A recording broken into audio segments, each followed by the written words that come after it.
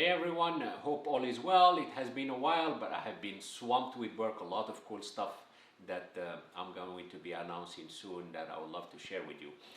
But in any case, it has been almost a year since we made the call that the S&P was going to reach 3,700 at the end of 2020. At that time, the call sounded like crazy. There is no way with the coronavirus and all of that. And sure enough, we got it right. So recently, I've been getting a lot of questions about Abdel.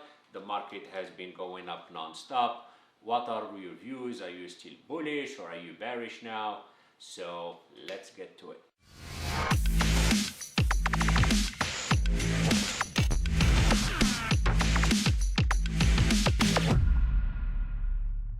Let's start first with the job report on Friday, which was underwhelming. So I got comments and questions about, hey, are we going back, are things going bad again? Or, well, I don't think so. I think, first of all, the fact that, people don't understand, like we had an underwhelming job report and then the market went up. Why? Well, the reason is because maybe that's going to give the reason for the Fed to keep the QE and then to raise rate potentially in 2023. So that's good. So that means we don't want an economy that's overheating, okay?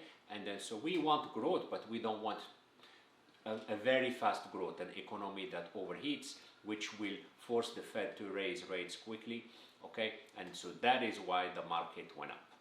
Second, let me share with you my thought on the economy. Well, I think the economy is continuing to boom. Why? All right. So you obviously have the monetary stimulus from the Federal Reserve, okay? We're still printing money, okay? Rates are at zero, so we have that. But unlike after the financial crisis, what we have now that we didn't have before is fiscal stimulus, okay? We have trillions of dollars of fiscal stimulus, and we're talking about 2 potential trillions for infrastructure again. So what this is doing, in addition to pent-up demand, and in addition, we're seeing to see like the coronavirus crisis is starting to be under control here in the US. And so with all this pent-up demand, I think, look, the economy is going to continue to boom.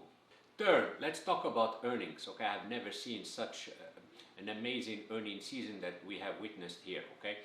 So we have 47% growth for S&P earnings and 23% earnings surprise, okay? So meaning like whatever the analysts expected, earnings are beaten by 23%. I mean, that's really, really good, and that's very positive for earnings, and I think it's going to continue not just for this quarter, but for the upcoming quarters as well. And so the question that everybody asks me is like, Abdel, what do you think? Where are we ending up in 2021? Okay.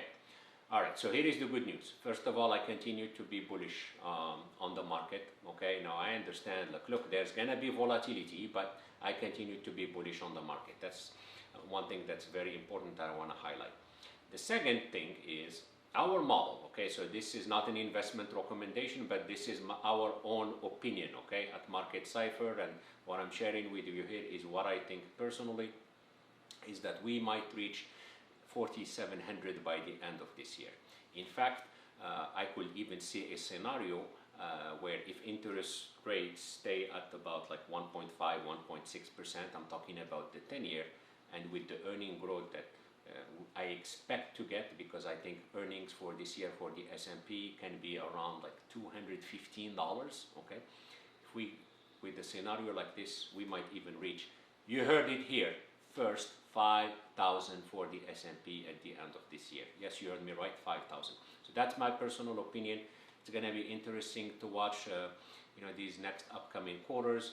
Any case, stay healthy, stay safe. Thank you for watching, and I will see you next time.